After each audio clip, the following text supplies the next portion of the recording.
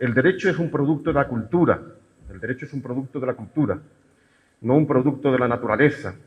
Esto significa que el contexto cultural, la evolución cultural, influye en la configuración normativa.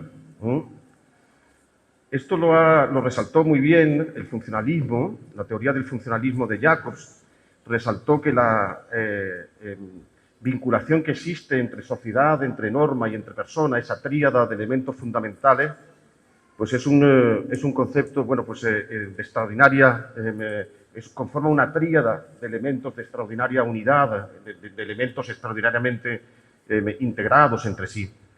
El concepto de norma no es un concepto exclusivo del derecho.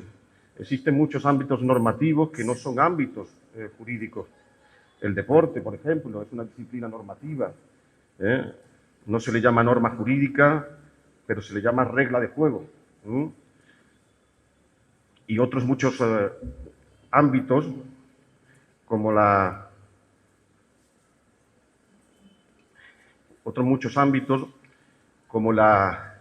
familia, como la educación, como la familia, como la educación, pues conforman también un ámbito normativo. Pero es evidente que lo jurídico tiene también un aspecto normativo importante. El concepto de norma es un elemento de ordenación, un elemento de normación. Y precisamente por eso, ese concepto de norma pues adquiere un papel fundamental en el mundo del derecho. El concepto de norma puede analizarse desde un aspecto externo y desde un aspecto interno de contenido. El aspecto externo de la norma es algo así como la identificación externa. Es algo así como este recipiente que se llena de un determinado contenido. Es lo que uno ve por fuera. Es algo así como el artículo que se rellena de un determinado contenido. El contenido interno de la norma es una expectativa. La expectativa se convierte en un concepto fundamental dentro de la teoría jurídica, dentro del derecho. Cuando yo ayer viajé desde España, desde Sevilla a Madrid, de Madrid a Lima, y esta mañana cuando viajé de Lima a Huánuco, pues uno cuando aborda un avión tiene la expectativa de que la compañía tenga aviones en buen estado, que no se vaya a desintegrar en pleno vuelo, tiene la expectativa de que el piloto tenga conocimientos aeronáuticos y podamos arribar a buen puerto, etcétera, etcétera. Cuando uno va a una panadería y compra un bolillo de pan, pues tiene la expectativa de que el panadero haya utilizado ingredientes comestibles en buen estado, etcétera, etcétera. Uno vincula, por tanto, la realización de sus actuaciones en el mundo social sobre la base del cumplimiento de los demás. De manera que la expectativa permite el funcionamiento del mundo, permite el desenvolvimiento de las actuaciones personales y también sociales. La expectativa se encuentra dentro de la norma, la moldea, le da forma y también le confiere su sentido. Esto significa que la norma tiene sentido en la medida en que tiene sentido la norma adquiere vigencia en la medida en que tiene vigencia la expectativa que está dentro. Una expectativa antigua, desactualizada, puede conformar una norma, pero la norma ya no tiene vigencia. Puede estar formalmente en el código, pero no sirve realmente para lo que sirve la norma jurídica. De manera que la vigencia de la norma depende finalmente de la vigencia de la expectativa. La norma, desde este punto de vista, cumple una doble función. En primer lugar, una función de institucionalización de expectativas y, en segundo lugar, una función de orientación de conductas de los ciudadanos en la sociedad. Desde el primer punto de vista, la norma como institucionalización de expectativas, la norma se convierte en algo así como un espejo. La norma es como un espejo que se sitúa encima de la sociedad y la gente, la población se mira en ella y se observa. Ahí están, ese somos nosotros, ahí están nuestras expectativas. La expectativa de no matar, la expectativa de no violar, la expectativa de no verse privado ilegítimamente del patrimonio, etcétera, etcétera. De manera que podemos decir que la norma es el conjunto, el compendio de las expectativas que conforman el ámbito, el entramado jurídico dentro de un país. Eso es la norma, el entramado jurídico de expectativas. En términos también, digamos, similares, institucionales, podemos decir que la expectativa es sinónimo de derecho fundamental. Cuando uno sale de su casa por la mañana, tiene la expectativa de volver a casa sano y salvo por la noche. Si no, seguramente no saldría. Si uno tuviera la seguridad de que va a ser tiroteado al salir de su casa, pues evidentemente no saldría y por tanto quedaría fuera, quedaría dentro. Entonces, la norma que tiene como contenido esa expectativa se vincula también con ese derecho fundamental, el derecho fundamental. Pero lo que yo querría plantear muy brevemente es hasta qué punto las situaciones de desestabilización social, las situaciones de pandemia, por ejemplo, lo que el profesor Jacobs llamaba también en otros supuestos los llamados contextos caóticos, los contextos caóticos, pueden revolucionar el contenido de la norma y pueden, digamos, variar la dinámica de funcionamiento de esa norma. Lo planteo de manera muy esquemática, en esta breve charla, de manera muy esquemática, en el caso de la pandemia. Una de las discusiones que se planteó en la pandemia durante largos meses, en esos meses de indecisión, en estos años pandémicos y homicidas, ¿no?, que hemos sufrido en los últimos tiempos, una de las cuestiones más recurrentes que se planteó fue el de la actuación paternalista del Estado. Es decir, si el Estado se puede convertir en un sujeto que, velando por la seguridad, por la vida de los ciudadanos, puede obligarle a llevar a cabo determinadas conductas. Por ejemplo, la obligatoriedad del uso de la mascarilla, por ejemplo.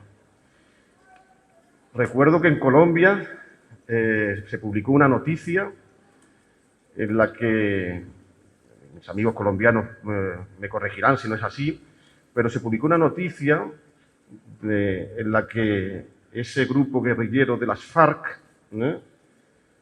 proponía que pudiera legítimamente privarse de la vida, que se pudiera disparar y matar a aquellos ciudadanos que, haciendo caso omiso de esa obligación de usar mascarilla, pues no la llevaran y, por tanto, pusieran en peligro la vida de los demás.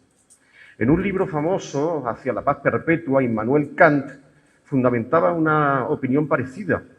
Immanuel Kant decía que si en mi vecindad hay un vecino que pone en peligro de manera permanente mi estado, incluso con su pasividad, podemos obligarle de manera enérgica a que cumpla la norma o a que abandone definitivamente mi vecindad.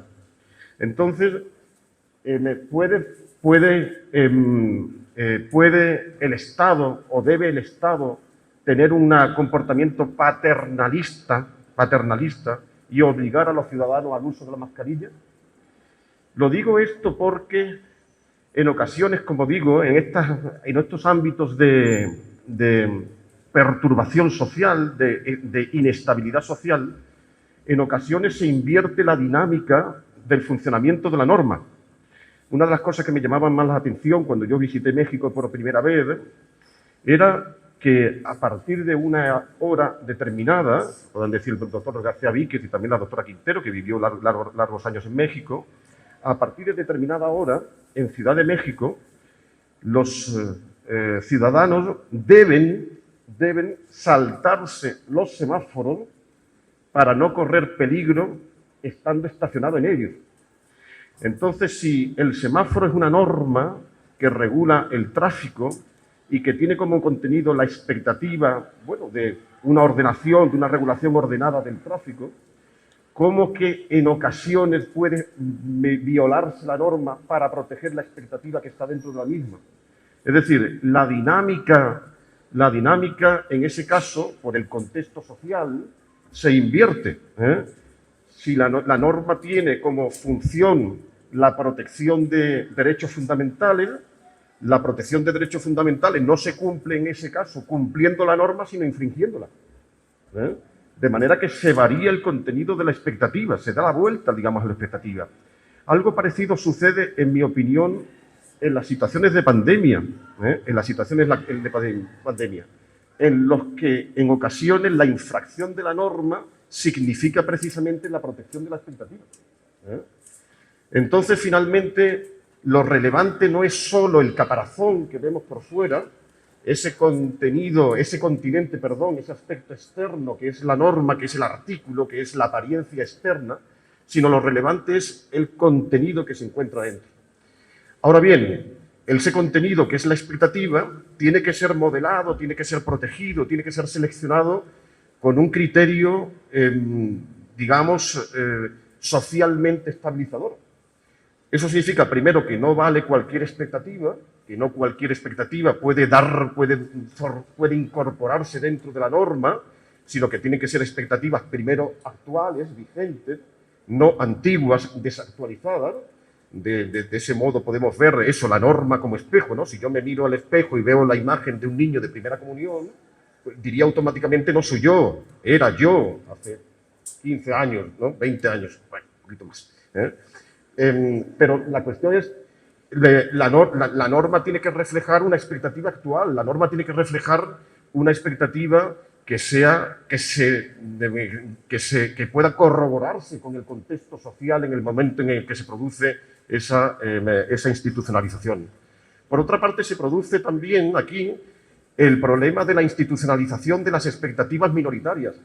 Esto se plantea de manera muy interesante en los países hispanoamericanos, por ejemplo en el Perú, en el que existe una gran diversidad etnográfica, cultural, lingüística, en los que existen comunidades, y hemos visto, ¿no? Yo he recorrido con el profesor Corcino, por ejemplo, algunas comunidades cerca de Huancayo, determinados pueblos muy lindos por ahí, Gualguas, Ingenio, Ocopa, donde nos hemos encontrado evidentemente pues, con ciudadanos que no dominaban el castellano, que no hablaban ni siquiera castellano. Entonces, las expectativas de las minorías en las comunidades indígenas, por ejemplo, también tienen que estar reconocidas dentro de una norma.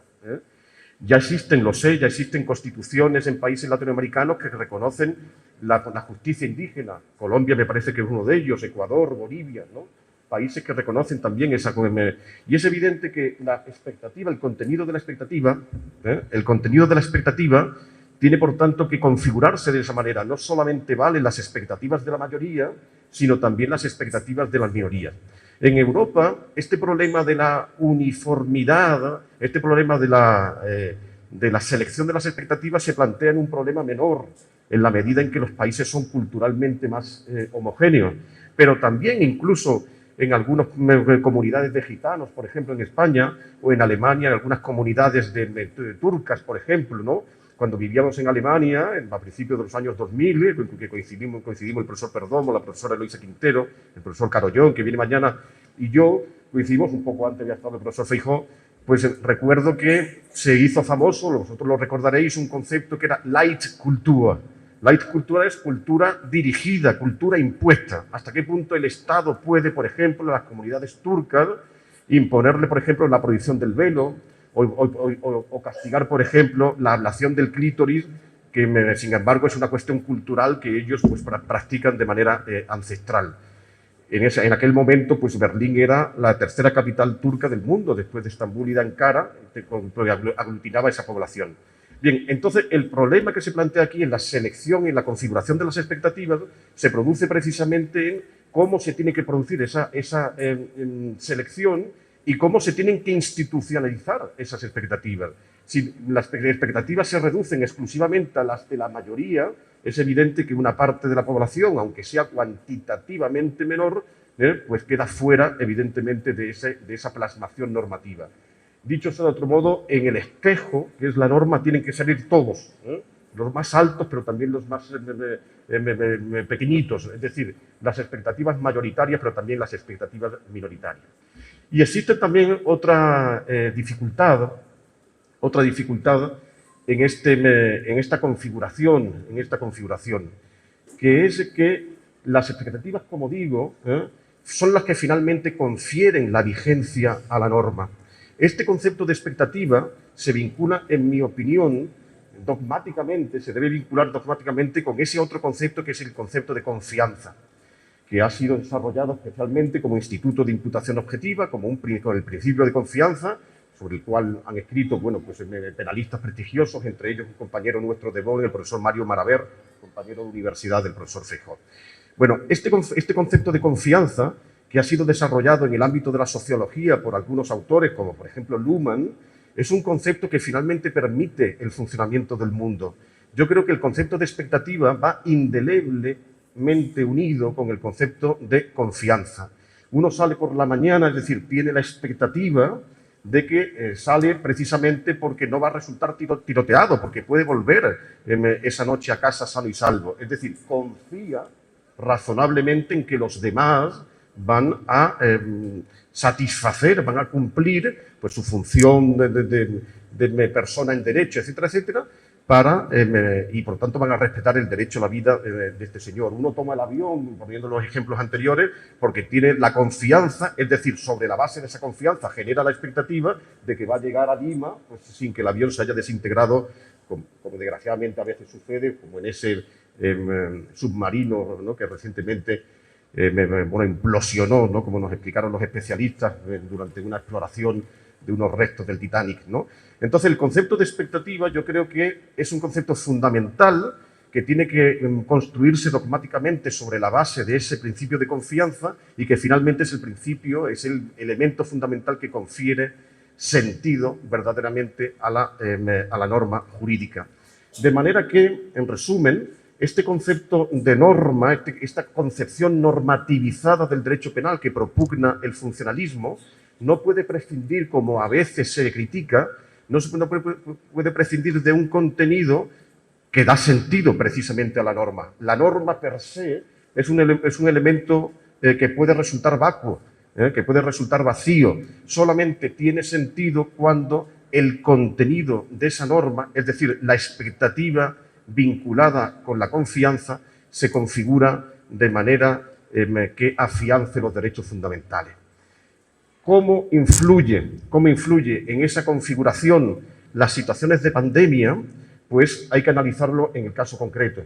Yo creo que en este supuesto se puede pensar, como en los casos de contextos caóticos, que precisamente la revolución social que se produce con motivo de esa pandemia podría alterar el funcionamiento y la labor de protección influida por la norma jurídica. En resumen, lo que se pretende, señor rector, es que la concepción normativa desarrollada, digamos, en el ámbito del funcionalismo, pues sea un acicate, un fundamento para la protección de los derechos fundamentales, pero también del Estado de Derecho. Nada más, muchas gracias.